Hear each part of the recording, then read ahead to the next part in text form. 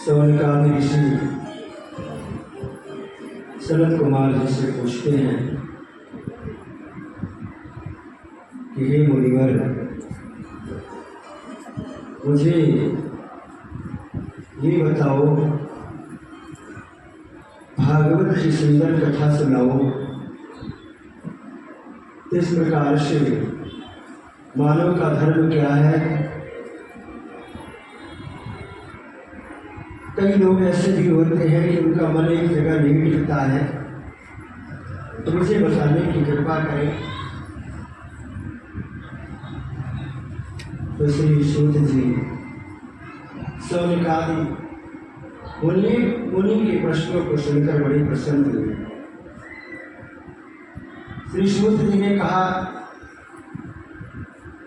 कि मैं बड़ा प्रसन्न हूँ आपका मानव धर्म के लिए जो ऐसा प्रश्न आया है कि मानव का धर्म क्या है। इस प्रकार से उन्होंने कहा कि मैं श्री सुखदेव जी के चरणों में प्रणाम करते हुए कथा को बताऊंगा। भागवत जी में केवल सत्य की ही व्याख्या थी। मेरे भगवान सत्य हैं। श्री सूत जी कहने लगे कि एक बार श्री सुखदेव जी गोलोक में राधा रानी जी के गोद में खेल रहे थे। तो राधा रानी जी के मन में ये विचार आया कि अब सुखदेव जी को मृत्यु लोक में जाना चाहिए और मृत्यु लोक में जाकर के धर्म का प्रचार करना चाहिए। जब राधा रानी जी ने सुखदेव जी से कहा कि आप मृत्यु लोक में जाओ और भागवत धर्म का प्रचार करो, तो सुखदेव जी ने कहा माता जी मैं मृत्यु लोक में नहीं जाऊंगा। उन्होंने पूछा कि माता राधा रानी ने पूछा कि आप क्यों नहीं जाना चाहते?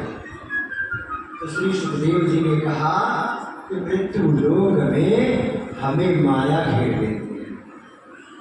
मृत्यु लोक में जाने के बाद माया से नहीं बचेंगे। इस प्रकार से कहते हैं कि राधा रानी जी ने कहा आप पर माया का तो कोई असर होगा ही नहीं। और इधर नारद जी सोच रहे हैं अपने मन में कि अगर सुखदेव जी ना आए तो भागवत का प्रचार प्रसार कैसे होगा। तो नारद जी अपने मन में विचार किए कि कहाँ से मैं शुरुआत करूं। नारद जी निकल पड़े कहाँ के लिए? माता पार्वती जी के पास कैलाश पर्वत। जब कैलाश पर्वत पर पहुंचे, एक बात मैं आप भक्तों से पूछना चाहूँगा। जब आवाज समझ में आए तो मुझे इशारा कर देना, मैं थोड़ा दूर से बोलूँगा क्योंकि बहुत सुंदर आवाज समझ में आ गई। जब नारद जी सोचा कि कहाँ से मैं शुरुआत करूं, नारद जी पहुंच गए कैलाश पर्वत और वहां पर माता पार्वती जी अपनी सखियों के साथ बैठी थी। जब नारद जी को माता ने देखा तो माता ने कहा पार्वती जी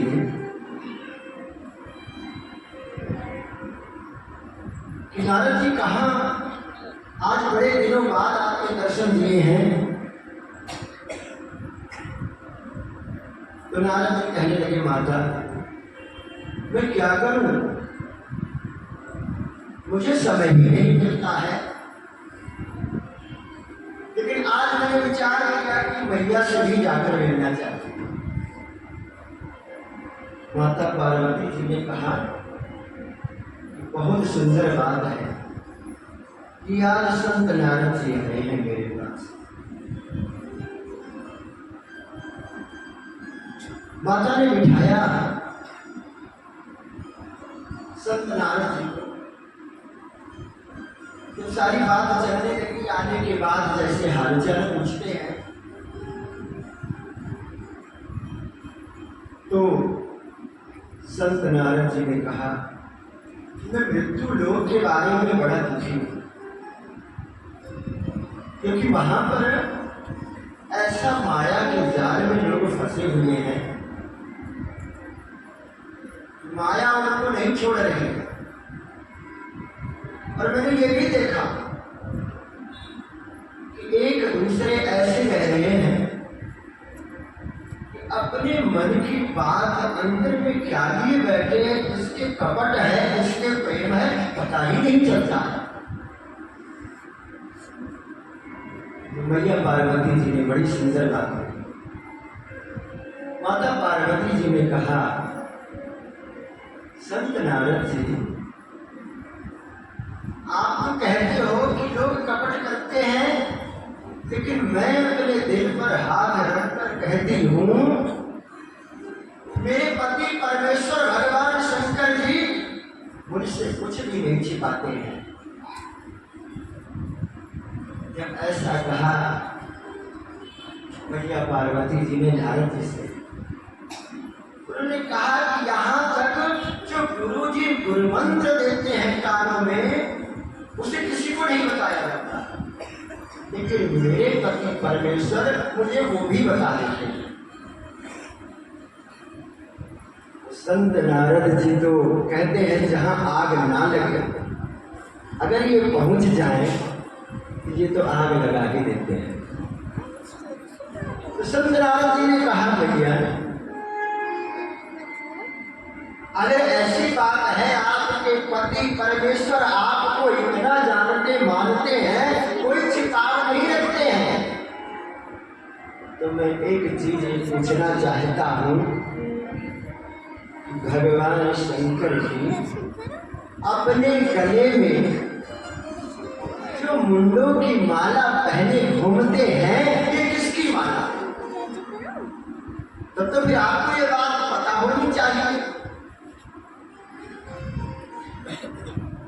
भक्तों, मैया ने कहा पार्वती जी ने, अरे संत नारद जी, ये बात तो मुझे भी आज तक नहीं पता है।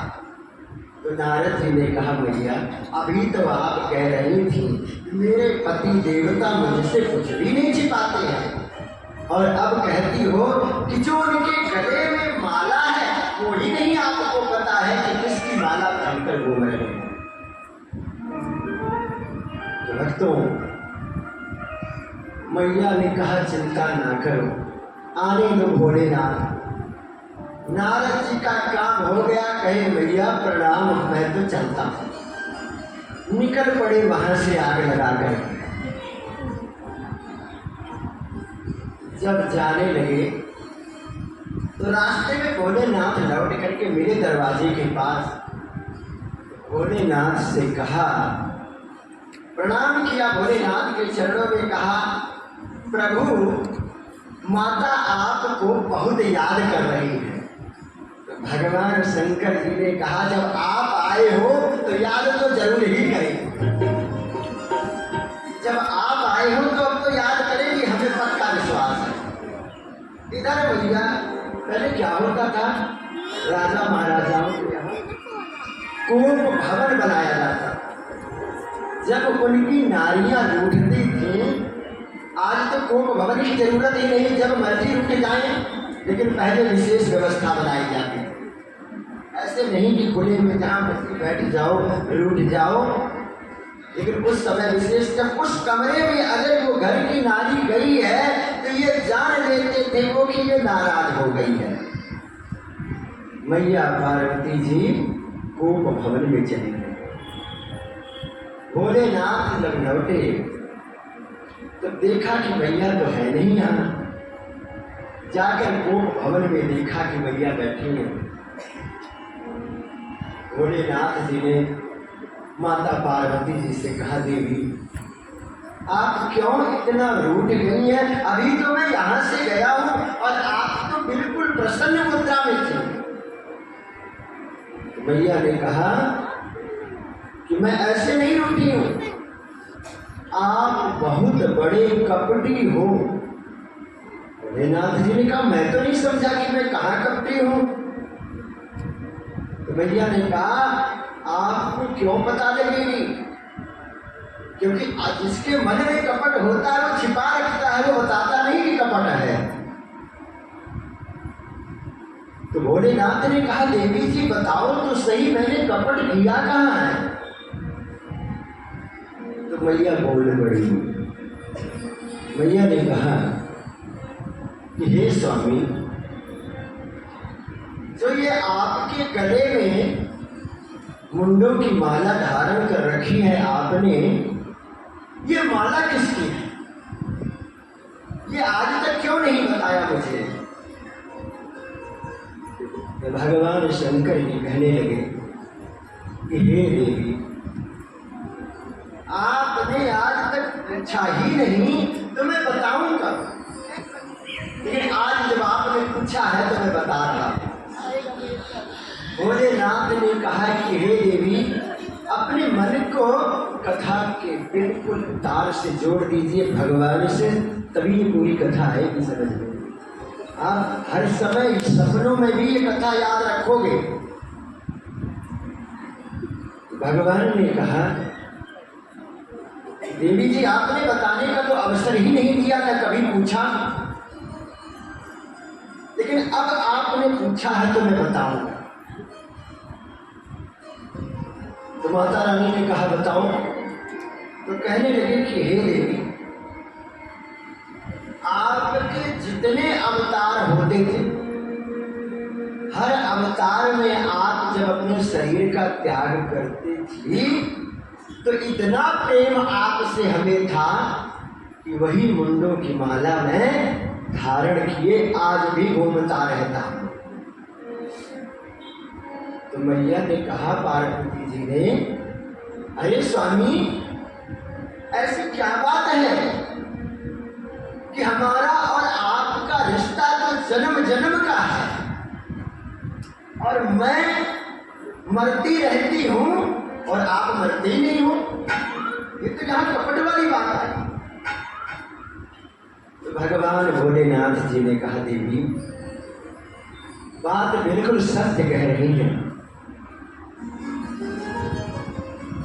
हमने एक अमृत पिया है, इसीलिए मेरा मरण होता ही नहीं है। तो मैया ने कहा कि जो अमृत आपने पिया है वो अमृत हमें क्यों नहीं पिलाया? हमको भी पिलाओ, मैं भी अमर हो जाऊं। तो भगवान शंकर जी ने कहा जरूर पिलाएंगे। वो अमृत क्या है? श्रीमद् भागवत महापुराण अमृत। लेकिन भगवान शंकर जी ने कहा सुनो देवी, इस अमृत को पीने के लिए आपको अपने मन को इस कथा अमृत से जोड़ना पड़ेगा, तभी आपके अंतर आत्मा में यह कथा उतरेगी।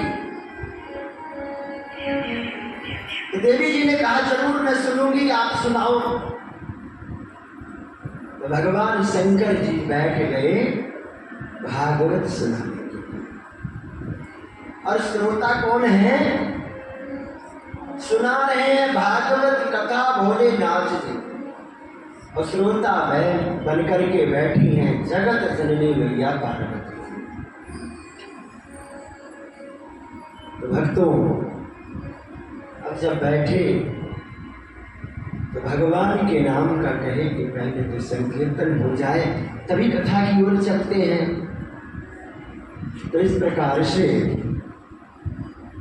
बैठ करके नाम को गा रहे हैं।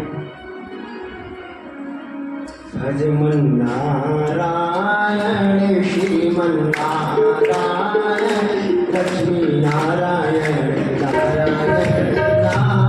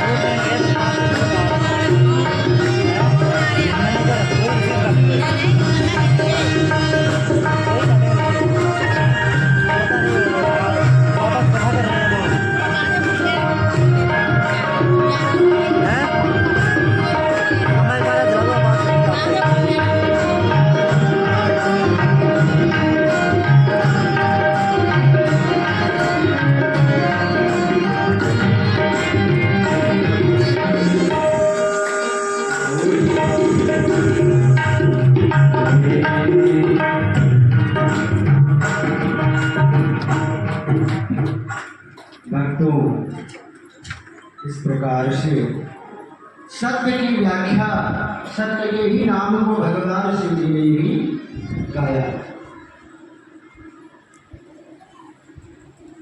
क्या गाया? सत्य को गाया। तो शंकर जी ने कहा कि देवी पार्वती जी, मैं कथा तो करूंगा, लेकिन कथा, भगवान शंकर जी ने कहा,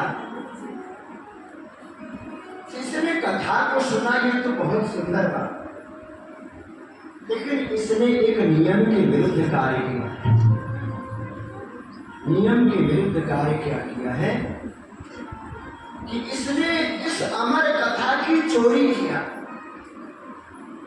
अमर कथा की चोरी किया, इसलिए मैं इसे दंड जरूर दूंगा। भगवान शंकर जी अपने त्रिशूल को लेकर के शुभ पक्षी के पीछे पीछे भाग गए। वो शुभ पक्षी भागता रहा, भागता रहा, और इधर व्यास जी अपने आश्रम में बैठे हैं। उनकी पत्नी, जिनका नाम है देविका देवी, वो कह रही हैं अपने स्वामी से, स्वामी, सबके तो संतान है लेकिन अपने संतान नहीं है, तो इस प्रकार से बिना संतान के कैसे गृहस्थ जीवन चलेगा?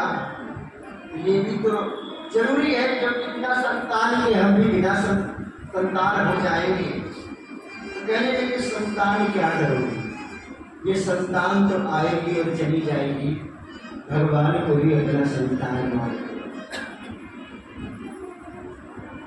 जब देवी जी नहीं मानी, उनकी पत्नी इटका देवी जी, तब भगवान की ऐसी माया कि उनको जोर से जमाई आई और उनके मुख के अंदर उड़ते हुए वो शुभ पक्षी अंदर चले गए। बोले सदैव भगवान की जय। जब माता के गर्भ में चले गए तो माता के गर्भ में जाकर के विराजमान हो गए, और इधर व्यास भगवान पुराणों की रचना कर रहे हैं कि कुछ तो मैं लोगों के कल्याण के लिए करूं। उन्होंने अनेकों पुराणों की रचना कर दिया, परंतु व्यास जी के मन में कसक ही नहीं आई। वो बैठ करके रो रहे थे कि कैसे करूंगी सबका कल्याण। कोई ऐसा, ये पंचम वेद है, 4 वेद तो ही हैं, उसके अलावा ये क्या है? पंचम। जब बड़े दुखी थे तो इस प्रकार से भक्तों, नारद जी का आगमन हुआ कि अब हमें जाना पड़ेगा, और पहुंच गए जहां पर व्यास जी पुराणों की रचना कर रहे थे। तो कहने लगे, जब नारद जी को देखा कि क्या बात है संत नारद जी, मुझे लगता है कि मेरे भाग्य उदय हो गए और आपका आगमन हुआ है। तो नारद जी ने कहा, बताओ कि किस लिए आप इतने चिंतित हो? तो उन्होंने कहा कि मैंने इतने पुराणों की रचना कर दिया, लेकिन मुझे तसल्ली नहीं आई। तो उन्होंने कहा, संत नारद जी ने, आप जो है भागवत महापुराण की रचना करो, जिससे सबका कल्याण हो जाएगा। तो व्यास जी ने कहा मुझे तो आती ही नहीं, मैं कहाँ से रचना करूँगा। तो कहने लगे कि जिस पर मेरे गोविंद की कृपा हो जाए वो क्या नहीं कर सकता। संत नारद जी ने कहा अगर मेरे बारे में देखो तो मैं पिछले जन्म में क्या था, दासी पुत्र था,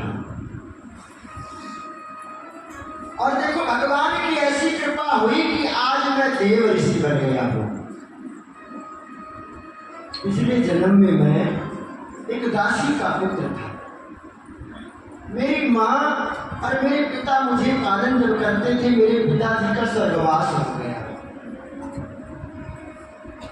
और मेरी मैया लेकर के मुझको कहाँ गई, संतों के आश्रम में। वहां पर मेरा पालन पोषण होने लगा। संतों ने कहा देवी आप इस आश्रम में रहो और यहाँ पर तुम्हारा और तुम्हारे बच्चे का पालन हो जाएगा। कहते कि जहाँ संत रहते हैं वहाँ तो सत्संग जरूर चलता है। सत्संग चल रहा था। सत्संग चलते चलते ऐसा इस बालक का मन बदला। कहते हैं मेरा नाम क्या था उस समय, रामदास मेरा नाम था। तो जब संत जाने का समय आया, चातुर्मास महीना पूरा हो गया, तो मैंने संतों के साथ जब जाने की जिद करी तो मेरी मैया ने मना किया कि एक ही तो मेरा बेटा है और ये भी चला जाएगा तो किसके भरोसे मैं रहूंगी। इस प्रकार से मैया रोने लगी। संतों ने खूब समझाया कि बेटा आप अपनी माँ के पास रहो, और कहते हैं माता पिता की सेवा ही सबसे बड़ी भक्ति है। इस संसार में आपने रास्ता तो बहुत अच्छा चुना है, लेकिन अभी नहीं। इस संसार में कोई सदा रहने के लिए नहीं आया है। एक न एक दिन तो ये सत्य है कि दुनिया छोड़ करके जाना ही है। तो कैसे हम आप तो अपने आप को इस जगत में परमानेंट ही मानते हैं। परमानेंट नहीं मान लेना, चलना ही पड़ेगा। बोलिए बाकी बिहारी लाल की जय। हर जगत में कोई न परमानंद, जगत में कोई न परमानंद, जगत कोई न परमानंद, जगत में कोई न परमानंद। चंदन साबुन चाहे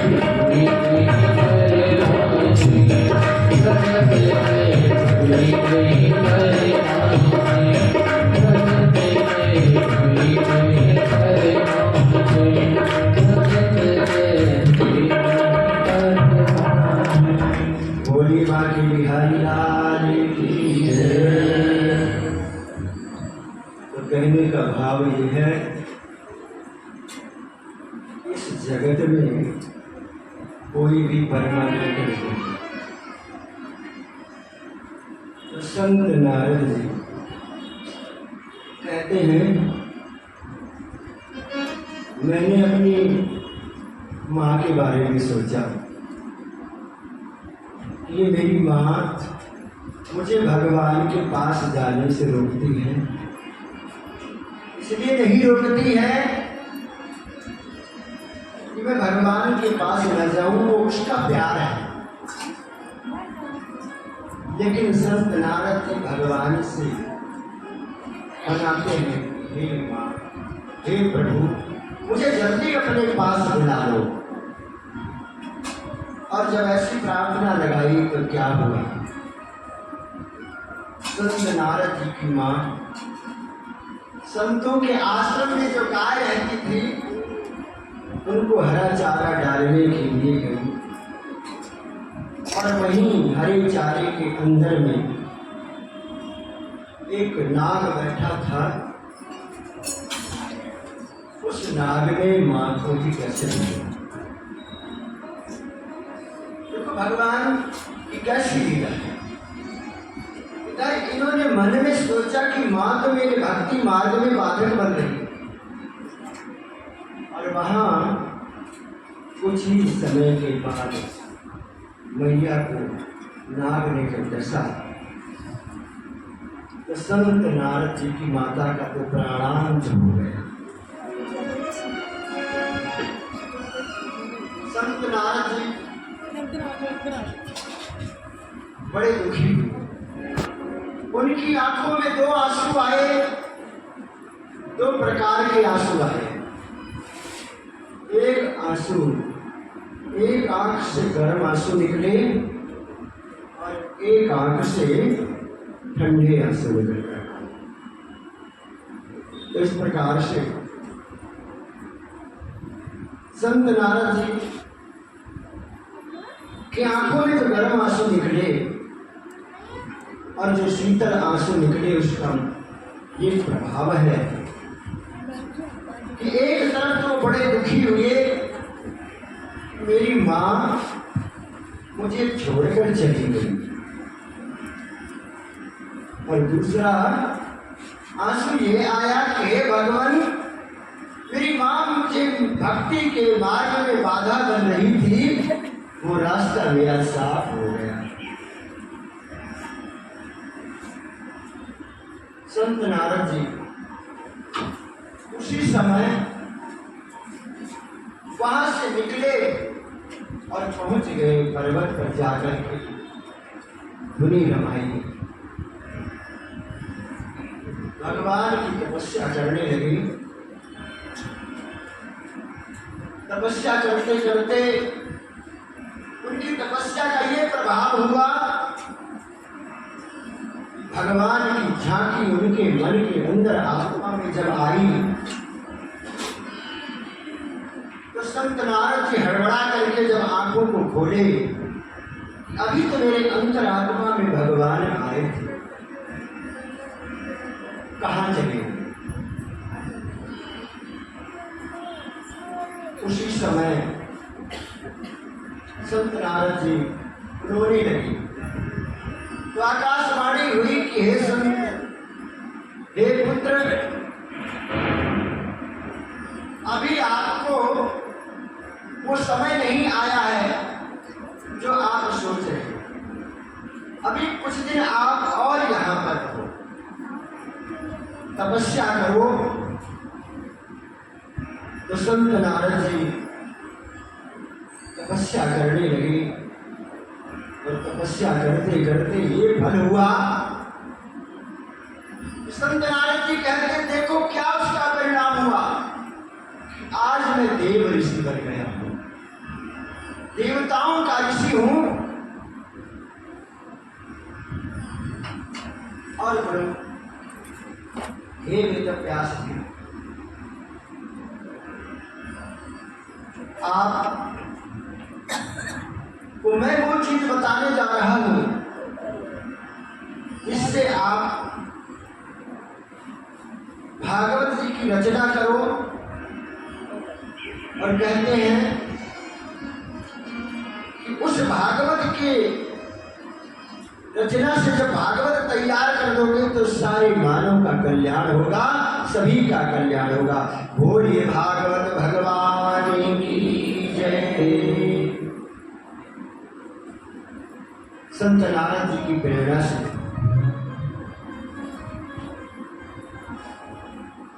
जो इस लोक भागवत जी का ब्रह्मा जी ने नारद जी को बताया था, वही 4 मंत्र नारद जी ने व्यास जी को पढ़ा और व्यास जी ने उसी का विस्तार किया और वही भागवत पुराण यानी भगवान का साक्षात स्वरूप विग्रह स्वरूप है। इधर जब भागवत की रचना कर दिए तब व्यास जी अपने आश्रम में आए और कहने लगे क्योंकि जो शुभ पक्षी अभी जहां आप कथा सुन रहे थे कि माता के गर्भ में वो शुभ पक्षी आ गया था, 12 वर्ष बीत गया, सुखदेव जी गर्भ से बाहर ही नहीं आए। भक्तों, व्यास जी ने कहा हे पुत्र 12 वर्ष बीत गए, अब तो गर्भ से बाहर आओ। उन्होंने कहा मैं गर्भ से बाहर इसलिए नहीं आ रहा हूं कि जैसे इस माया के संसार में आऊंगा तो मुझे माया घेर लेगी। तो कहने लगे कि आपको माया नहीं घेरेगी। सुखदेव जी ने कहा गर्भ के अंदर से ही बोल रहे हैं सुखदेव जी, जब तक स्वयं नारायण जी आकर के ना कहें तब तक मुझे माया से डर लगता है, मैं बाहर नहीं आता। मेरे भगवान श्रीमन नारायण स्वयं आकर के कहने लगे कि हे श्री सुखदेव जी अब गर्भ से बाहर आ जाओ, क्योंकि आप जब तक नहीं आओगे भागवत जी का प्रचार प्रसार कौन करेगा।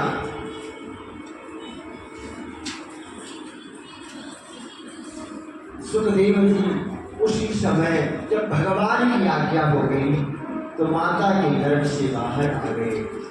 बोलिए सुखदेव भगवान की जय।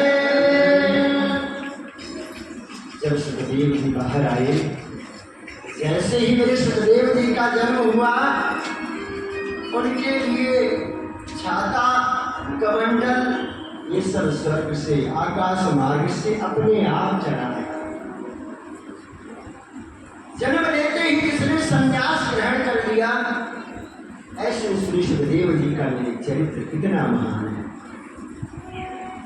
अब बताओ कि जिसका बेटा जन्म लेते ही वन की ओर भागे, सुखदेव जी जन्म लिए और जन्म होते ही वन की ओर भागे, तो उनके पिता पीछे पीछे भाग रहे हैं, पुत्र पुत्र लौट आओ, लेकिन सुखदेव जी एक नहीं सुन रहे हैं।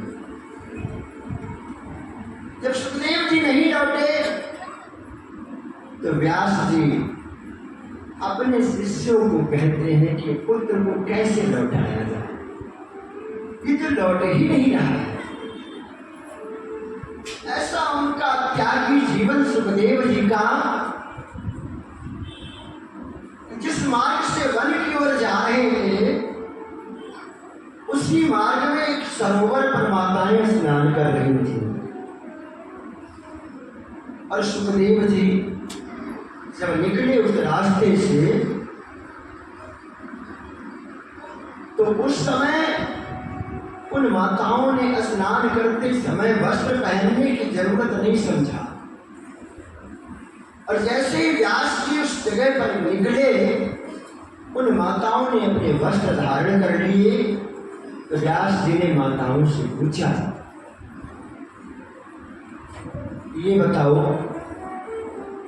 कि अभी तो मेरा बेटा इधर से गया और आप सबने उस समय वस्त्र धारण की आवश्यकता नहीं समझी, और जब मैं इधर से आया तो वस्त्र धारण कर लिए। इसका क्या महत्व है, मुझे समझाने की कृपा करो। तो उन माताओं ने कहा कि अभी जो आपका बेटा इधर से जा रहा है वो तो इतना त्यागी संत है, उसको तो नारी और पुरुष का भेद ही नहीं। आपको तो ये भी पता है कि हम नारी हैं और आप पुरुष हैं।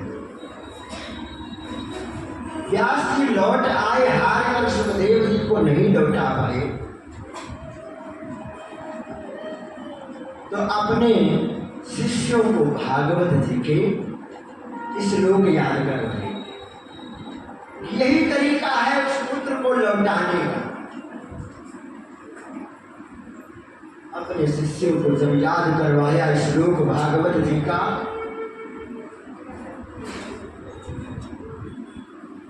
कौन सा श्लोक? वरहापीडम नटवर बभूव कर्णयो कर्णिकारं विभ्रातवासा कनकाकपिशं वैजयन्तीं च मालाम्। भगवान के स्वरूप के बारे में जब बताया, ये शिष्य जाकर के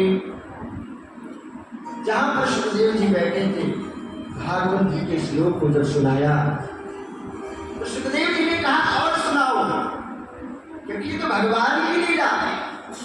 तो उन्होंने कहा अगर और सुनना है तो लौट करके चलो अपने पिता के पास, हमें नहीं आगे आता है, आगे का श्लोक तो वही पूरा करें।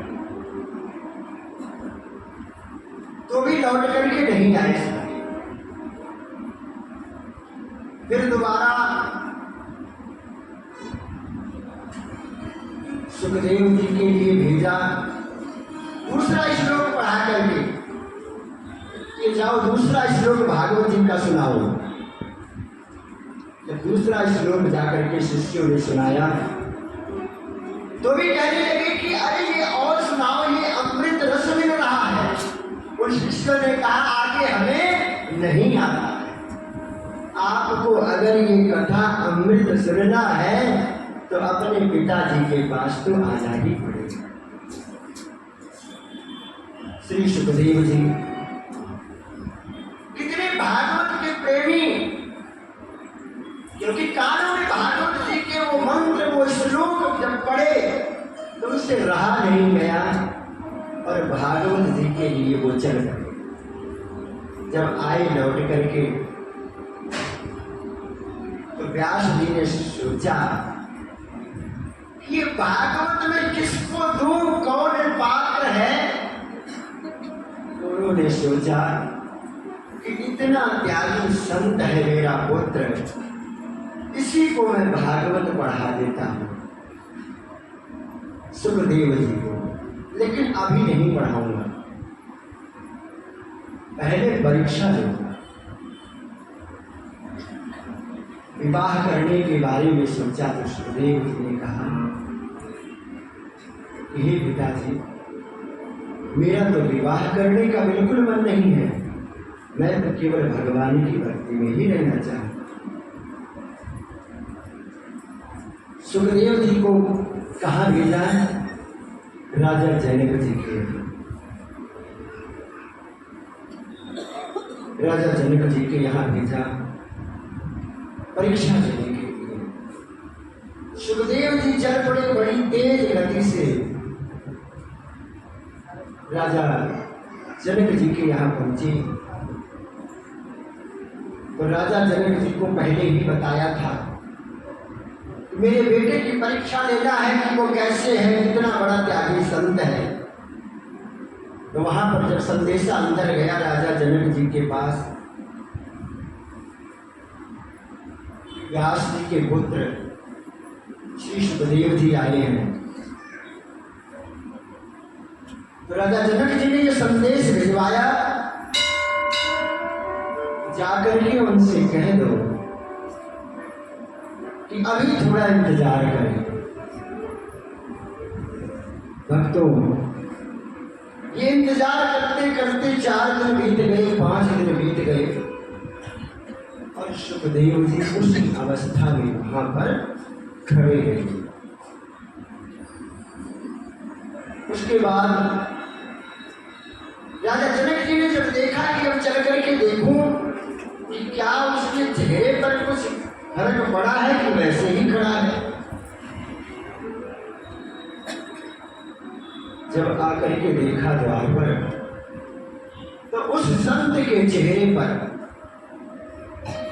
वही मुस्कान और वैसे ही प्रसन्नता। तो राजा जनक जी सुखदेव जी के चरणों में गिर गए, कहने लगे कि हे मुनिवर, मुझे क्षमा कर दो, मुझसे तो बहुत बड़ा अपराध हो गया है। मैं समझ नहीं पाया कि आप तो कितने बड़े त्यागी संत हैं। इस प्रकार से जब वहां से निकले, लौट करके श्री सुखदेव जी आए अपने पिताजी के पास। भागवत जी को पूरा पढ़ाया श्री सुखदेव जी को व्यास जी ने। भक्तों, इधर सनत जो शौनकादि ऋषि हैं, ये पूछते हैं श्री सूत जी से कि आगे फिर क्या हुआ, आगे की कथा बताने की कृपा करें। तो कहने लगे कि जब पांडवों का वंश समाप्ति की ओर था, उस समय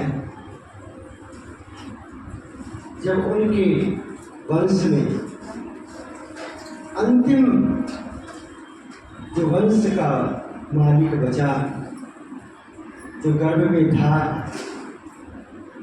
उसकी रक्षा के लिए मेरे गोविंद को आना पड़ा। इस प्रकार से मेरे गोविंद ने आकर के गर्भ में रक्षा किया।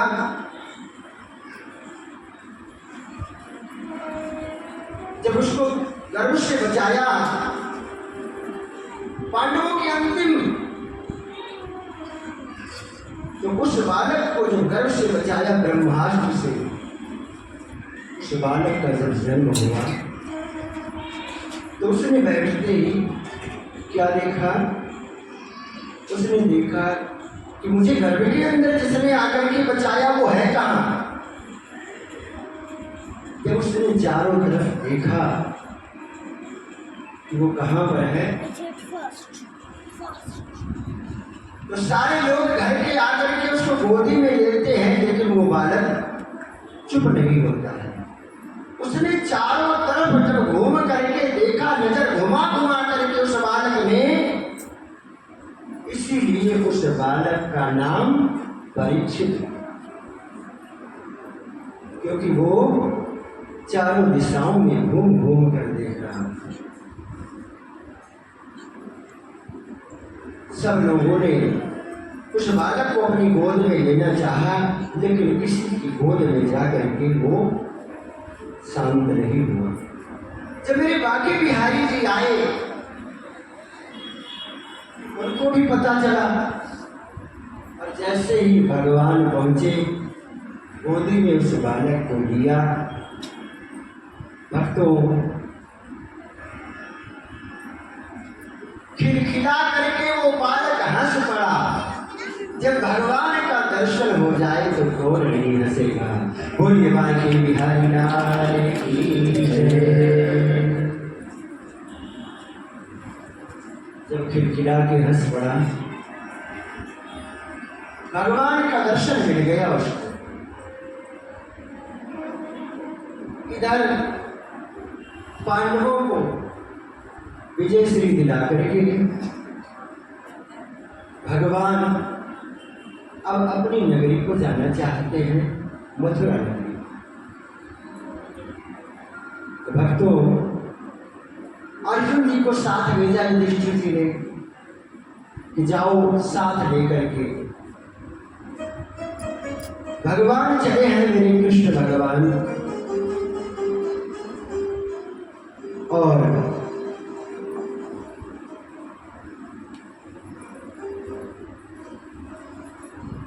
श्री कृष्ण भगवान को लेकर के जा रहे हैं। श्री कृष्ण भगवान जब वहां पहुंचते हैं तो सारे लोग उनका स्वागत करते हैं, लेकिन विजय ऐसे नहीं मिली। भगवान ने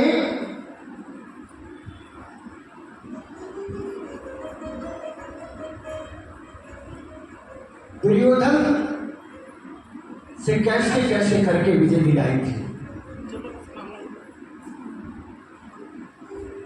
भगवान तो शांति दूत बन करके भी गए, दुर्योधन को समझाया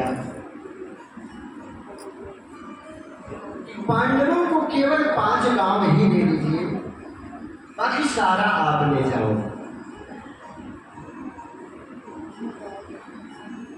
आज शांति दूत बन करके मेरे भगवान जब पहुंचे समझाने के लिए, तो दुर्योधन बहुत सुंदर सभा सजाए बैठा है। भक्तों,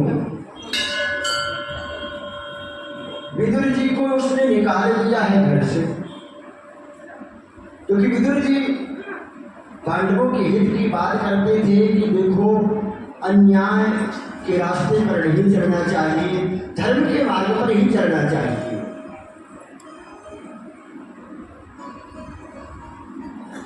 तो दुर्योधन जब नहीं माना कि बिना युद्ध किए सुई के नोक के बराबर भी जमीन नहीं दूंगा। भक्तों, मेरे भगवान ने खूब समझाया, लेकिन नहीं माने दुर्योधन। लेकिन सोचा कि भगवान को किसी तरह तो प्रसन्न कर लूं, अगर भगवान मेरे साथ रहेंगे तो शायद मुझे ही विजय मिल जाए। लेकिन भगवान किसको विजय दिलाना चाहेंगे उसी को विजय मिलेगी, क्योंकि भगवान धर्म के रास्ते पर चलते हैं, पांडव धर्म के रास्ते पर चल रहे हैं। इधर विदुर जी विदुरानी जी से कह करके जाते हैं, हम आपको पहले आगे ले गए फिर पीछे लेकर आए हैं प्रसंग में। देखिए कितनी सुंदर बात है कि भगवान की लीला, भगवान की कृपा कैसे मिलती है। विदुर जी ने सोचा कि भगवान आज इस सभा में शांति दूत बन करके आए हैं, क्या पता उनकी नजर मेरे ऊपर भी आ जाए। विदुरानी जी ने कहा, उस भीड़ में कहाँ आपको देखेंगे, लेकिन कहते हैं मेरा गोविंद वो तो सबको देख रहा है, कितनी भी भीड़ में क्यों ना रहूं मुझे तो जरूर दिखे। जब बात शांति समझौते वाली नहीं बनी, दुर्योधन को समझा करके मेरे भगवान जब चलने लगे तो दुर्योधन ने कहा, प्रभु चल करके भोग तो ले लो, मैया ने सुंदर सुंदर भोग बनाए हैं। तो मेरे गोविंद भगवान ने कहा, आज का भोजन तो मेरा कहाँ पर होगा, विदुर जी के घर पर। उसी सभा में विदुर जी बैठे, वो सोचने लगे मैंने तो भगवान जी से कोई बात ही नहीं की, और भगवान कहते मेरा आज का भोजन तो विदुर जी के घर होगा। उस समय उस सभा से धीरे से विदुर जी निकल लिए बाजार जाने के लिए। तो मेरा कन्हैया आएगा आज, इसको माखन मिश्री बहुत पसंद है, बाजार जाऊं कुछ माखन मिश्री लेकर के आऊं। विदुर जी तो चले गए बाजार माखन मिश्री लेने, और इधर मेरा कन्हैया विदुर जी के घर पहुंच गया। बोली गोविंद भगवान की जय। जब विदुर जी के घर पहुंचे, कुंडी को खटखटाया दरवाजे की। विदुरानी जी अंदर स्नान कर रही थी। जब कन्हैया की काकी काकी करके जब बुलाया, तो कन्हैया की आवाज जब सुना विदुरानी जी ने, तो विदुरानी जी समझ गई मेरा गोपाल, मेरा कन्हैया आ गया है। वो स्नान कर रही थी और वस्त्र पहनना ही भूल गई और निकल पड़ी कि मेरा तो कान्हा आ गया है। मेरे कृष्ण ने जो कमरिया उड़ी थी, उससे उसी समय मैया को उठाया, अपनी काकी जी को उठाया और अंदर गए। तो जैसे ही अंदर गए, भक्तों इतना प्रसन्न कि आओ कन्हैया बैठो घर में। और एक बाटा दिया घर में, जो अपने चौका जिस पे बिठाते हैं, सारे आंगन में घुमा दिया, यहाँ बैठो वहां बैठो, कन्हैया को लेके सारे आंगन में घूम लिया और अंत में बीच आंगन में ला करके पाटे को उल्टा करके रख दिया कि कन्हैया बैठ जाओ। मेरे कान्हा बैठ गए। और क्या लाती हैं आज, क्या लाए हो आप? सुंदर सुंदर भोग आया है भगवान के लिए। केला लेकर के आई है भगवान को खिलाने के लिए। और लेकिन कैसे खिला रही है? छील छील करके केला, छिलका तो उनके आगे परोस रही है, और जो है केला साइड में किनारे करती जा रही है। बोली गोविंद भगवान की जय। आइए कैसे भगवान ने भोग लगाया है, सुनिए। रोज हरि आए बिदुरी घरे पावना, रोज हरि आए बिदुरी घरे पावना, रोज हरि आए बिदुरी घरे पावना, बिदुरी घरे पावना, बिदुरी घरे पावना, बिदुरी घरे पावना, बिदुरी घरे पावना, बिदुरी घरे पावना, बिदुरी घरे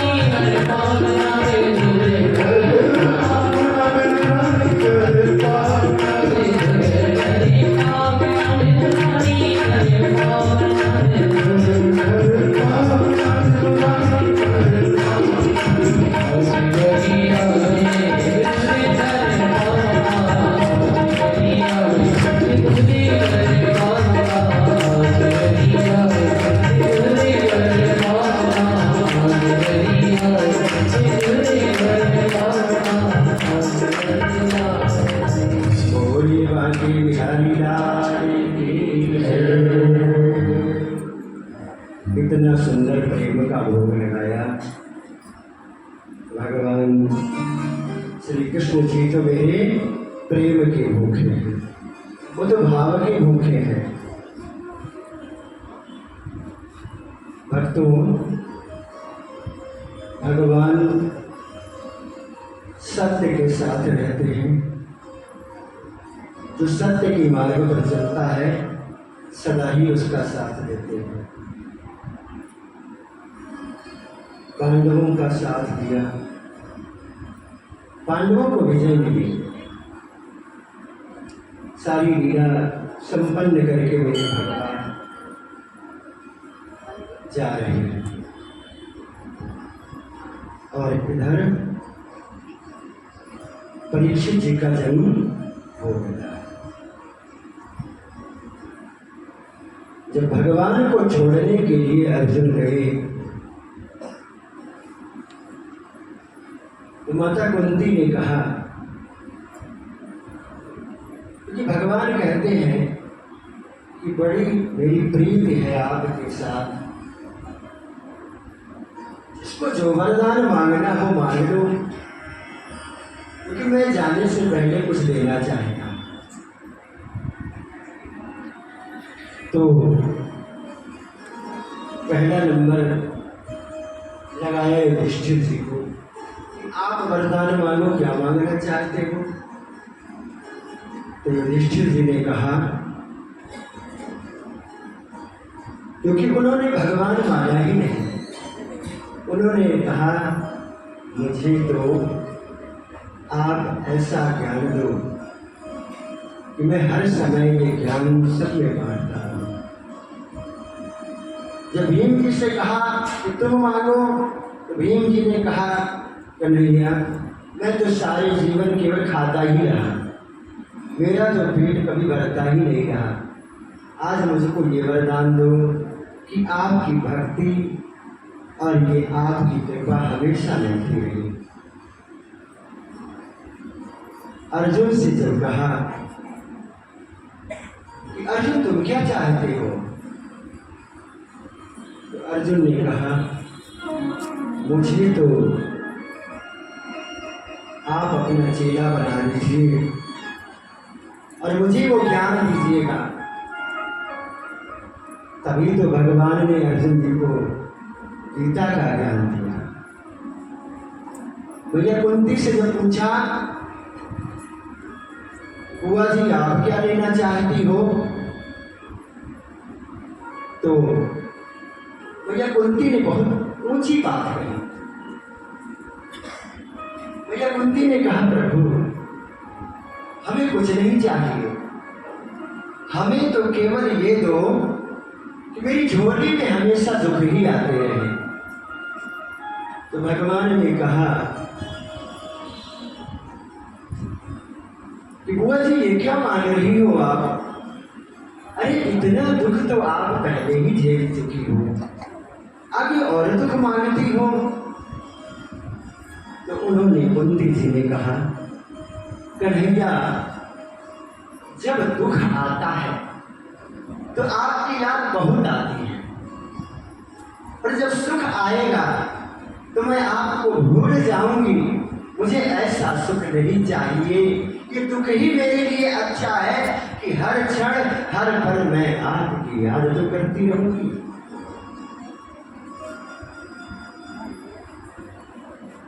मेरे कान्हा ने कहा, बुआ जी अब आपको और दुख नहीं मिलेगा, आप सदा सदा के लिए प्रभु की भक्ति में रहेंगी। सबको ऐसा वरदान देकर के मेरे कन्हैया जी मथुरा के लिए चल पड़े। साथ में अर्जुन जी लेकर जा रहे हैं। तो जब लेकर रास्ते में चले तो कहते हैं मनुष्य बलवान नहीं होता है, उसका समय बलवान होता है। लेकिन मनुष्य तो ये समझता है ये कार्य जो किया मैंने ही किया है, ये उससे बहुत बड़ी भूल है। मेरे प्रभु जब जा रहे थे मथुरा के लिए तो रास्ते में कोल जातियां मिली और भील जातियों को लूट रहे थे। तो मेरे प्रभु ने अर्जुन से कहा, अर्जुन अरे इनकी रक्षा तो करो। अर्जुन ने कहा, प्रभु चिंता न करो, मैं अभी इनकी रक्षा करूंगा। अर्जुन ने अपने धनुष बाण को उठाया। उनको पूरा विश्वास था कि इस प्रकार से मैं अवश्य ही इनकी रक्षा कर दूंगा ये बाणों से। कहते हैं जब भगवान की कृपा साथ रहती है तभी कुछ कर पाते हैं।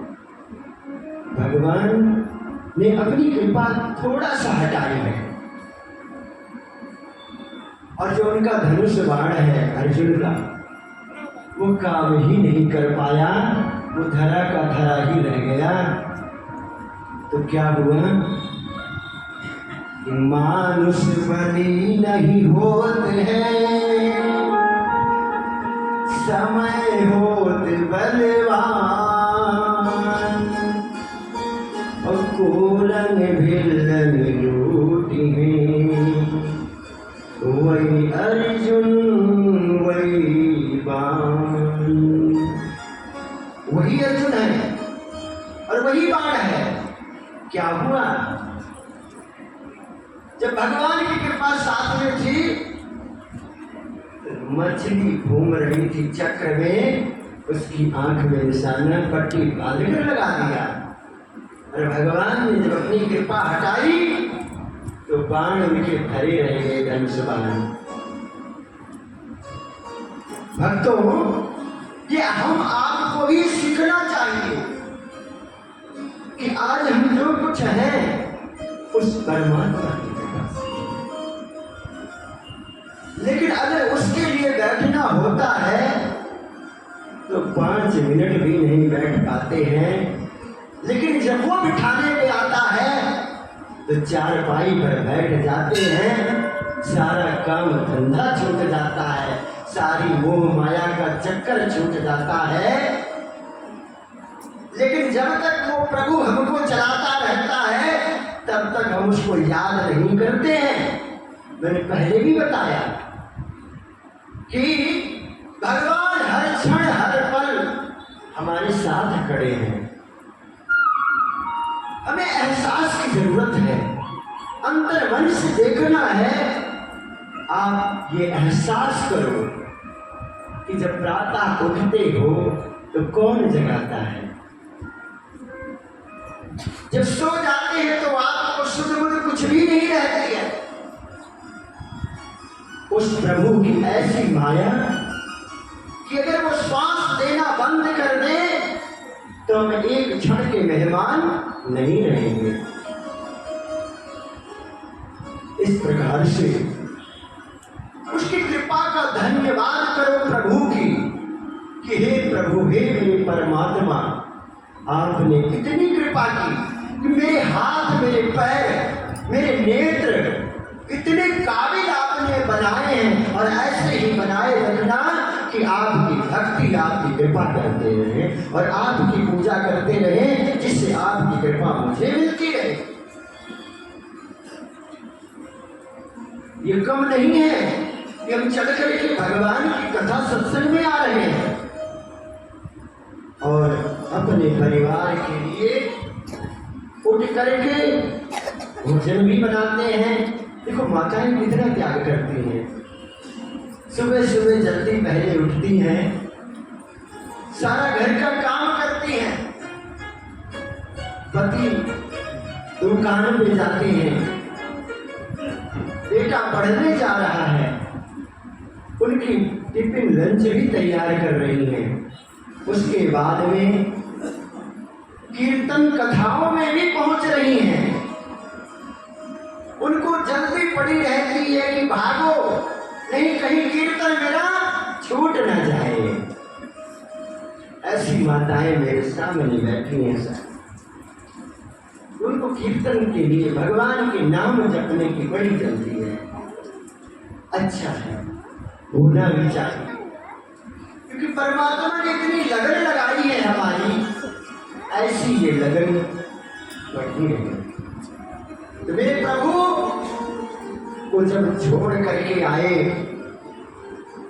तो वहां पर मेरे भगवान का जो इतना बड़ा परिवार है, ये सारे आपस में लड़ करके ही लड़े। यदुवंशी और सारे वैकुंठ धाम को सुधार गए। अंत में सारी लीला संपन्न करके मेरे भगवान भी वैकुंठ धाम को सिधार गए। बोलिए बाके बिहारी लाल की जय। एक बात आपको और बताऊं, ना भगवान कहीं जाते हैं और ना कहीं आते हैं। ये तो मेरे प्रभु की लीला है। जब जब इस संसार में अधर्म बढ़ता है, पाप बढ़ता है, तब तब धर्म की स्थापना के लिए मेरे प्रभु विविध रूपों में अवतार लेते हैं। आज मेरे प्रभु ने रामावतार, कृष्णावतार, अनेकों अवतार लिए। भक्तों, अर्जुन रो रहे हैं कि भगवान चले जाएं तो कौन नहीं रोगा, रोएगा। अर्जुन रोते हुए आ रहे हैं। जब लौट करके आए, युधिष्ठिर जी ने पूछा, क्या बात है, इतना समय लगा दिया? कन्हैया मेरा वहां सही तो पहुंच गया। अर्जुन कुछ नहीं बोल रहे हैं। युधिष्ठिर जी को जब बताया कि क्या बताऊं, अपना कन्हैया हम सबको छोड़ करके चला गया। युधिष्ठिर जी उसी समय गिरे अचेत अवस्था में। उन्होंने कहा कि अब नहीं रहना है, परीक्षित जो अपना है अंतिम ये वंशज बचा हुआ है, इस वंश में राजपाट इसको दे दो। निकल पड़े ये राजपाट छोड़कर भगवान की याद में रोते हुए। वो राजगद्दी जब युधिष्ठिर जैसे राजाओं ने छोड़ दिया तो हम आप लोग क्या चीज हैं। लेकिन माया का चक्कर हम लोगों को ये छोड़ने नहीं देता है। अगर भगवान की याद में बैठेंगे थोड़ी देर के लिए भी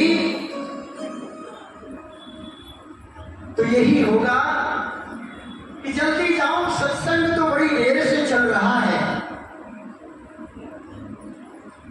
अब हमें आगे अपने घर के काम देखने हैं। जब सत्संग करते हैं तो मन को स्थिर नहीं करते हैं। अरे उस परमात्मा से अपने मन की तार को जोड़ दो, क्योंकि ये जन्म मानव का दोबारा मिले कि ना मिले, कितनी योनियों में घूमने के बाद में हमें ये मानव जन्म मिला है। उस भगवान की कृपा का धन्यवाद करो कि प्रभु आपने हमें तो मानव जन्म दिया है। मानव जन्म में ही आप प्रभु की भक्ति को कर सकते हैं। अगर भगवान ने आपको कहीं बाहर का पशु बनाया होता या गली का कहीं कुत्ता बना देते तो क्या मंदिर में बैठ करके हम सभी सत्संग कर सकते थे?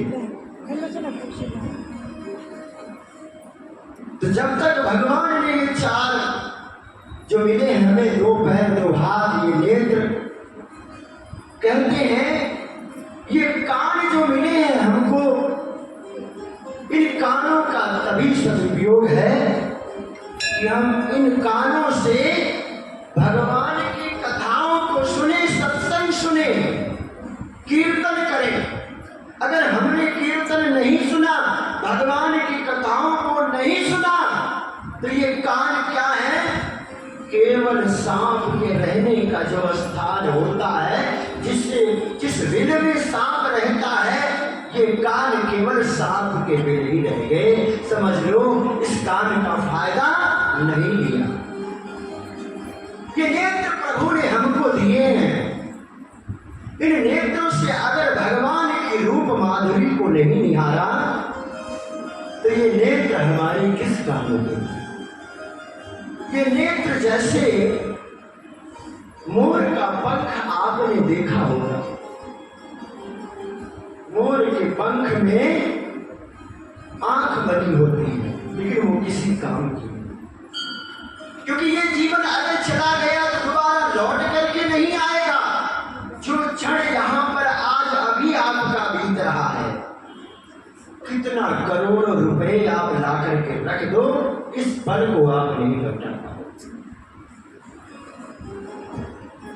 कि सुंदर पैर इसलिए दिए हैं भगवान ने कि इस पैर से चल करके मंदिर में जा करके आप भगवान की आराधना करो, तीर्थ जाओ। क्योंकि जब ये पैर जवाब देंगे तब तीर्थ आपसे नहीं हो पाएगा और घर बैठ करके केवल पछताना ही याद आएगा। ये परिवार, ये तो माया का जाल है। क्या ये परिवार पहले तुम्हारे पास था? क्या ये परिवार जब तुम जाओगे तो तुम्हारे साथ जाएगा?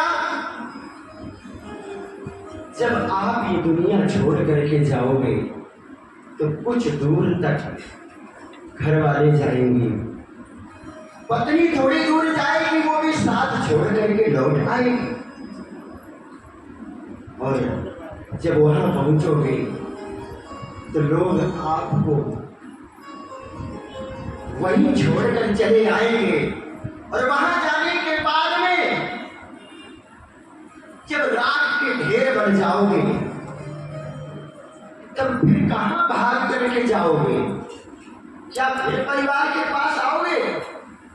नहीं आ सकते हो। तब जब ये सत्य हमको मालूम है कि हम दोबारा मानव जन्म नहीं मिलेगा, बड़े भाग मानुष तनु पावा, सुर दुर्लभ सदग्रंथ निगाह। बड़े भाग से मानुष तन मिला है। इस मनुष्य तन का सदुपयोग कर लो। भक्तों, राजा परीक्षित को राजगद्दी देकर के पांडव निकल पड़े। माता कुंती जी ने जब सुना तो माता कुंती वहीं प्राण त्याग करके भगवान के वैकुंठ लोक को चली गई और वहां पर पर्वत पर गए जब युधिष्ठिर, नकुल, सहदेव, अर्जुन इन्होंने भी अपने प्राण को त्याग दिए। राजा परीक्षित जी एक दिन जब राजपाट बड़ा सुंदर चल रहा था तो घर के अंदर में देखा कि सोने का मुकुट रखा था। कहा ये हमारे बाबा दादा जीत करके लाए, कैसे लाए मुझे तो नहीं पता, लेकिन ये सोने का मुकुट मैं पहन लेता। सोने का मुकुट पहन करके राजा परीक्षित शिकार करने के लिए निकल पड़े। जब गए शिकार करने के लिए तो भक्तों कहते हैं कि उस समय उन्होंने देखा कि एक गाय, उसके 3 पैर, तो एक पैर है जिसके पैर मतलब धर्म, उसके 3 पैर कट गए हैं, एक पैर पर खड़ा है और एक गाय वहां खड़ी है, वो गाय बन रही है। और एक काला तगड़ा पुरुष आया, वो तलवार लेकर के उस बैल के यानी धर्म के जो एक पैर बचा है वो भी काटने के लिए बार बार दौड़ रहा है। राजा परीक्षित ने कहा, अरे पापी दुष्ट, तू कौन है? मेरे राज में ऐसा पाप कोई कर नहीं सकता है। भक्तों, उसने कहा यहीं से कली का आगमन हो रहा है, कलयुग का आगमन हो गया है। उसने कहा कि हे राजन, मेरा नाम कली है यानी कलयुग, और इस प्रकार से वो गाय कौन है? वो गाय धरती माता है। इतना पाप बढ़ गया धरती पर कि वो रो रही है कि मुझसे सहन नहीं होता है। और धर्म, वो बैल, उसके धर्म के कलयुग आते ही क्या किया कलयुग ने? धर्म के 4 पैर होते हैं, 3 पैर तो उसने काट दिए थे। 4था पैर जब काटने के लिए चला तो राजा परीक्षित ने रोक लिया। तो उसने कहा अगर धर्म रह जाएगा तो मैं कहां रहूंगा, इसलिए मैं धर्म को पूरा खत्म करना चाहता हूं। राजा परीक्षित जी ने कहा कि मैं तुम्हें कहीं और स्थान देता हूं, लेकिन इस बैल के धर्म के इस पैर को नहीं काटोगे। उसने कहा ठीक है राजन, आप मुझे बता दीजिए। तो इस प्रकार से जुए में और जहां शराब नशा होती है वहां पर, और सोने में जब 3 जगह गंदी दे दिया तो उसने कहा कि सोने में नहीं दिया पहले, तो उसने कहा राजन कि जितनी जगह आपने बताई सारी जगह बड़ी मलिन है, कोई तो एक सुंदर जगह बताओ कि जहां मैं भी प्रसन्नता से रह सकूं। तो राजन ने कहा कि जाओ, तुझे मैंने सोने में भी जगह दे दिया। जैसे ही सोने में जगह दिया, राजा परीक्षित सोने का मुकुट पहने खड़े थे। वो कलयुग उसी मुकुट के माध्यम से राजा परीक्षित के ऊपर वो कलयुग सवार हो गया। और जब कलयुग सवार होता है तो क्या से क्या नहीं करवा देता है। हमारी बुद्धि इतनी विकृत बन जाती है कि जब हम उस समय कोई गलत काम कर रहे होते हैं तब हमें लगता है कि सब अच्छा कर रहे हैं। तो अब जब कलयुग सवार हो गया तो राजा परीक्षित जी वन में जब अंदर गए तो देखा ऋषि समीप जी का आश्रम है। राजा परीक्षित जी को प्यास लगी है, पानी मांगा, मुनिवर मुझे प्यास लगी है, पानी पिलाओ। तो मुनि तो अपने ध्यान में थे, उनको पता ही नहीं कौन आया है। राजा को क्रोध आ गया। बताओ, ऐसे राजा जिसको कभी क्रोध आया ही नहीं। लेकिन जब कलयुग सवार हुआ तो क्रोध है। भक्तों, राजा ने एक मरा हुआ सांप उठाया और मुनि के गले में डाल दिया। मुनिवर को फिर भी नहीं पता लगा। उनका राजा तो लौट आए, मुनिवर का बेटा लौट करके आया। जब उसने देखा कि हमारे पिताजी के गले में मरा सांप, जब शिष्यों से पूछा तो शिष्यों ने कहा राजा परीक्षित जी को वही आए थे और वो मरा सांप डाल करके चले गए। उसने क्रोध में आकर के हाथ में जल लिया और राजा परीक्षित जी को श्राप दिया कि आज के 7वें दिन राजा परीक्षित जी को तक्षक नाग आएगा, डसेगा और उनकी मृत्यु हो जाएगी।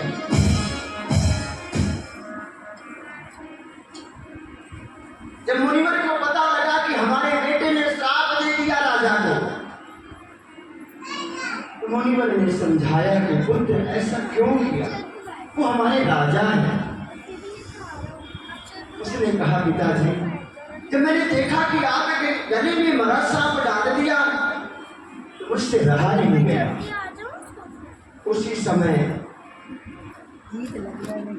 भक्तों, मुनिवर ने अपने शिष्यों को भेज दिया राजा परीक्षित के यहाँ जाकर के उनको बताओ कि आज के 7वें दिन तुम्हारी मृत्यु आने वाली है। जब राजा परीक्षित को ये पता लगा और जैसे ही वो मुकुट घर पर उतार करके रखे तो कलयुग हट गया, क्योंकि सोने में आया था। उन्होंने देखा कि ये क्या कर दिया, अरे इतना बड़ा पाप मुझसे हो गया। तो जब आकर के शिष्यों ने बताया कि आज के 7वें दिन आपकी मृत्यु होगी तक्षक नाग के काटने से, तो राजा परीक्षित जी ने कहा कि अब राजपाट लेकर मैं क्या करूंगा। वो निकल पड़े राजर्षि, जो संतों की वेशभूषा में रहते हैं और राजकाज करते उन्हें राजर्षि कहा जाता है। सारे संतों को पता लगा कि आज के 7वें दिन राजा परीक्षित को ये तक्षक नाग डसेगा। तो क्या किया जाए कि कैसे इनको बचाया जाए। बड़े बड़े ऋषि मुनि सब आकर के बैठे हैं, कोई इसका रास्ता नहीं निकल रहा। उसी सभा में कौन आ रहे हैं, मेरे श्री सुखदेव जी आ रहे हैं। बोलिए श्री सुखदेव भगवान की जय। जब श्री सुखदेव जी का आगमन हुआ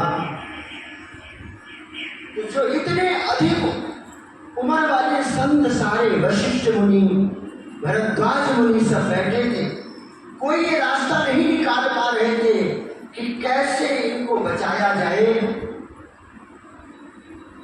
तो जब श्री सुखदेव जी आए तो सब संतों ने कहा देखो बड़े त्यागी संत आ रहे हैं, अब कोई न कोई रास्ता जरूर मिलेगा। लेकिन एक बात समझाया संतों ने कि ज्यादा प्रशंसा मत करना इनकी,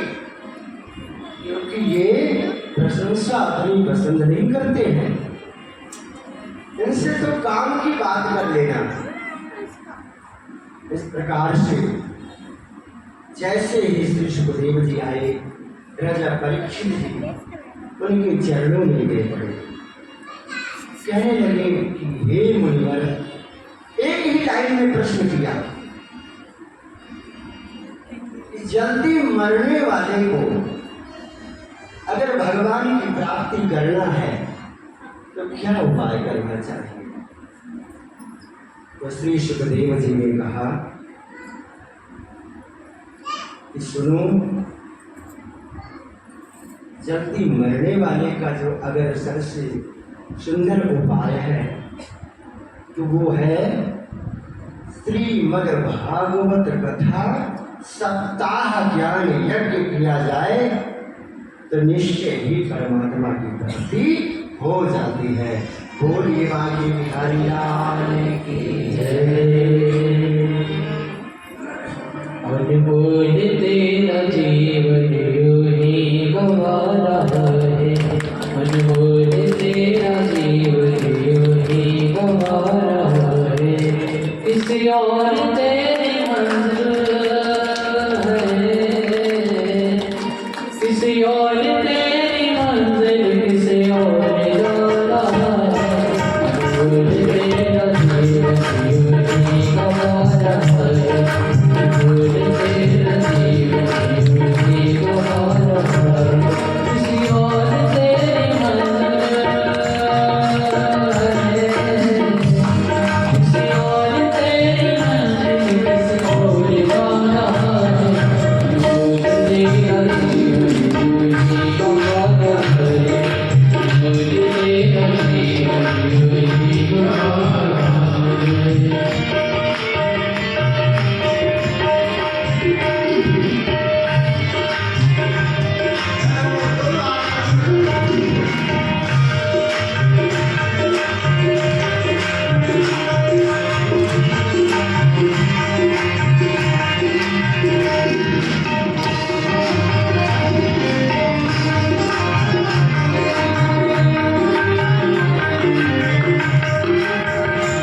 सपनों की नींद नहीं रात ढल जाए, सपनों की नींद नहीं रात ढल जाए।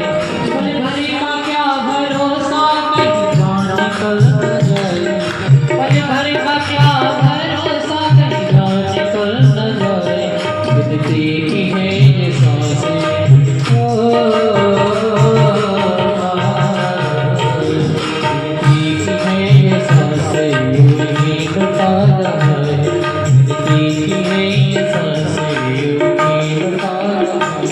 किसी और तेरी मंजिल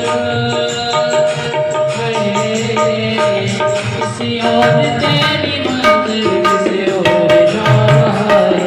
अनमोल तेरा जीवन यूं ही गंवारा है, अनमोल तेरा जीवन यूं ही गंवारा है।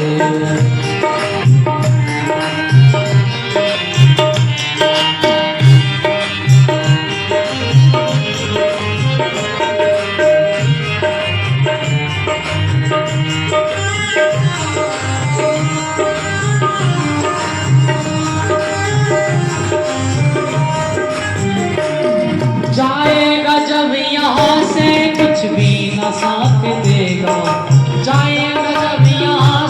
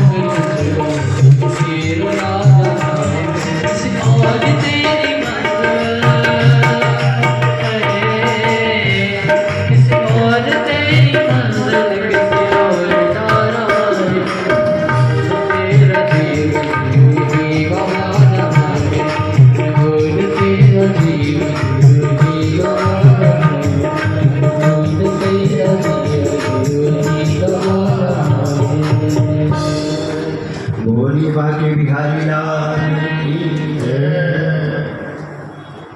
तो भक्तों, किस ओर अपनी मंजिल है और किस ओर जा रहे हैं, तो ये ध्यान देना है कि हमारी मंजिल कहाँ है। ये मानव जीवन किस लिए मिला है? परमात्मा की प्राप्ति के लिए। ये भागवत क्यों सुन रहे हैं? कि हमें परमात्मा की प्राप्ति हो जाए। अपने परमात्मा से हम तो ये कहते हैं, ऐसा प्रेम हो जाए भगवान के साथ में कि चलते फिरते उठते बैठते हर क्षण भगवान के ही ध्यान में रहो। भक्तों,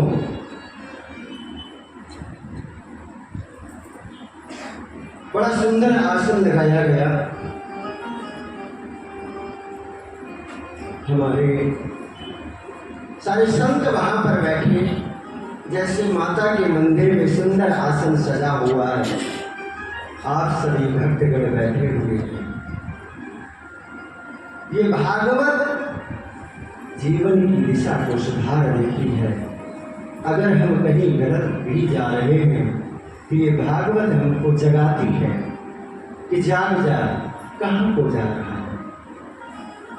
क्योंकि माया का बंधन ऐसा है कि वो माया सुबह से शाम दौड़ाती है और हम फिर सो जाते हैं और सुबह उठे फिर माया के चक्कर में ही रह जाते हैं।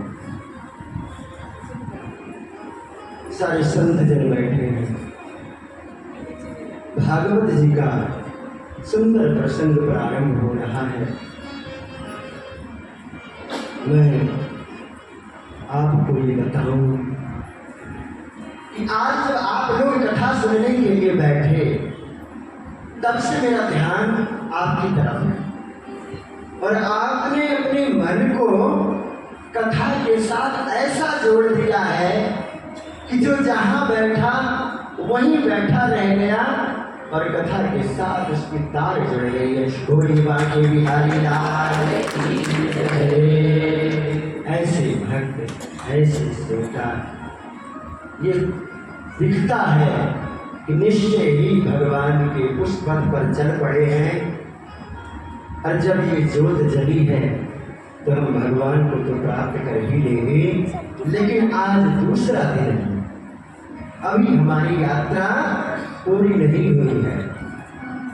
ये यात्रा 7 दिन की है और ऐसे ही इस यात्रा में हम लोगों को चलते रहना है।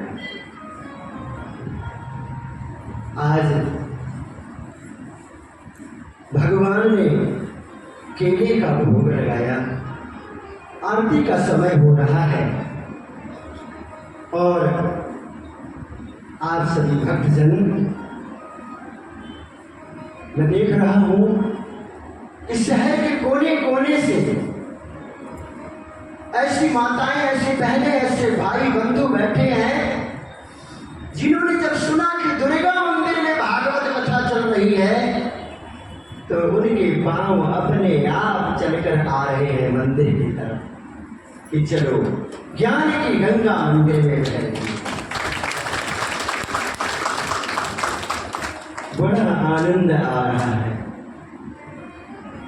मेरे प्रभु की कृपा ऐसी ही बनी रहे कि ये तार से तार जुड़ी रहे और जब कथा का समय हो तो हम जहां भी रहें, हमें ये ध्यान रहे कि कथा शुरू होने जा रही है, हमें जल्दी पहुंचना है। कहीं ऐसा ना हो वो ज्ञान की गंगा आगे बह के निकल जाए और मुझसे छूट जाए। हमें वो ज्ञान की गंगा में पूरी तरह गोता लगाना है। तो आरती की भी तैयारी है, लेकिन हमारे साथ जो वृंदावन से पधारे हैं विप्रदेव बैठे हैं, अभी भजनों के माध्यम से आपको भक्ति की ओर लेकर जाएंगे। उसके उपरांत आरती होगी और फिर भगवान का प्रसाद ग्रहण करेंगे। आइए भजनों के माध्यम से हम भगवान की भक्ति के मार्ग पर चले। बोलिए बाके बिहारी लाल की जय।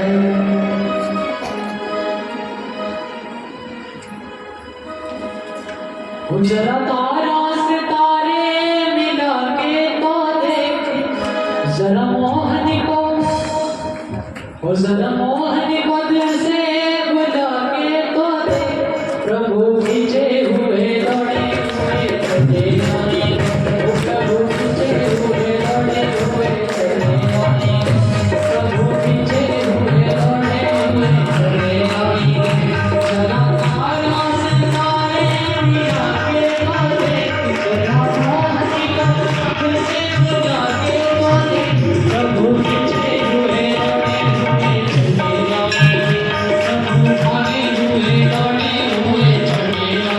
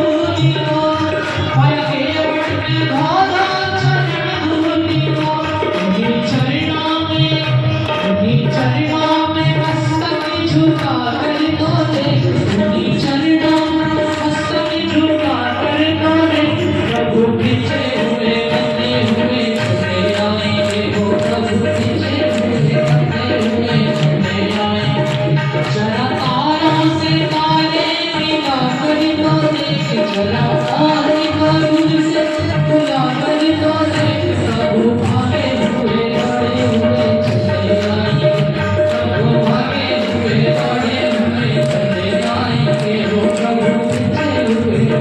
हुए चले आएंगे।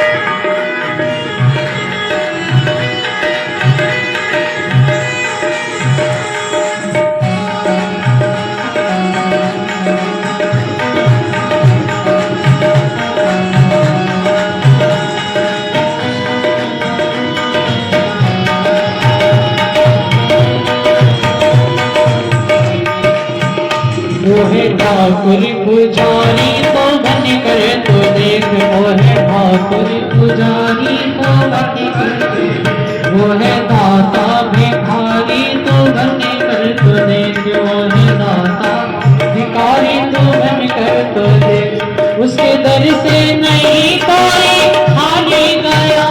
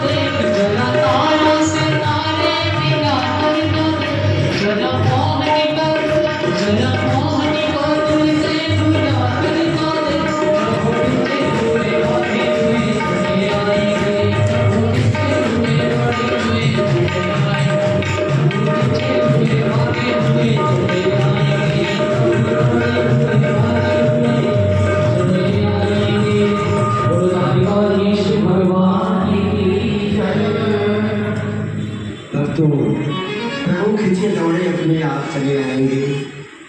आज की कथा का प्रसंग आपने श्रवण किया। कल के लिए भगवान के अनेक अवतारों की कथा आएगी, जिसमें वामन भगवान की झांकी भी दिखाई जाएगी। और अब हमारे साथ पंडित ऋषिराज शर्मा जी, पंडित घनश्याम जी और पंडित अमर प्रकाश जी आरती संपन्न कराएंगे। और आप सभी भक्तजन क्रम से, माताएं एक तरफ से, हमारे पुरुष भाई बंधु एक तरफ से आरती करेंगे। आरती में पूरी शांति व्यवस्था बनाए रखना, कोई जल्दी नहीं करनी है, बड़ी प्रसन्नता के साथ आरती करेंगे। और कल फिर कथा प्रारंभ होने के पहले तैयार मिलेंगे। बोलिए बांके बिहारी लाल की जय। श्री भक्त अपने स्थान पर आरती के लिए खड़े हो जाएंगे।